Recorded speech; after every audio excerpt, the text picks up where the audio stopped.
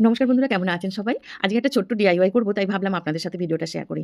আর এখানে আমি দেখলেন আপনারা যে একটু ওয়ালপুট্টি নিলাম, ওয়ালপুট্টির পর জল নিচ্ছি। কিন্তু ওয়ালপুট্টি নেবার আগে আমি ১ চামচ মতো ফেভিকল নিয়েছিলাম, সেটা আপনাদের দেখাতে ভুলে গেছি। আর আপনাদের ওইজন্য বলে দিলাম। আর এখন এটা একটা গোল মতো লাড্ডু মতো পাকিয়ে নিলাম। পাকিয়ে নিয়ে ওখান থেকে ছোট্ট, ছোট্ট করে আমি একেকটা ছোট, ছোট বলের মতো কেটে নিয়ে আর ঠিক এইভাবে তৈরি করছি। দেখুন, এইভাবে আমি কয়েকটা তৈরি করব। যতটা আমি এখানে ওয়ালপুট্টি মেখেছি ততটা তে যে কটা হয় সে কটাই আমি তৈরি করছি। দেখুন, আর এখানে একটা ভাঙা কাপ আমি নিয়েছি। কাপটা আমার নাতির কাপ ছিল। কাপটা দিয়ে হরলিক্স খেত। তাই কাপটা ভেঙে গেছিল। আমি এটা ফেলিনি। এটা দিয়ে একটা কাজ করে নিচ্ছি। আর দেখুন, এর মধ্যে আমি বেশ কিছুটা কাঠি গেঁথে দিলাম। গেঁথে দেবার পর এখানে যেগুলো তৈরি করেছি এগুলো মাথার মধ্যে আমি এইভাবে আটকে দিচ্ছি। আপনারা জানেন ওয়ালপুট্টি ঘন্টা ২-৩ পর কিন্তু আস্তে, আস্তে শক্ত হয়ে যাবে আর এই কাঠিটার মধ্যে এটা আটকে যাবে। আর আপনারা নিশ্চয়ই এখন বুঝতে পারছেন আমি কি তৈরি করছি। এখনো সম্পূর্ণ হয়নি। এখন এখানে যেটা করছি আমি মাথায় কিছুটা লাল, লাল এরকম টিপ, টিপ মতো করে দিচ্ছি। এবার আপনারা বুঝতে পেরে গেছেন আমি এগুলো মাশরুম তৈরি করছি।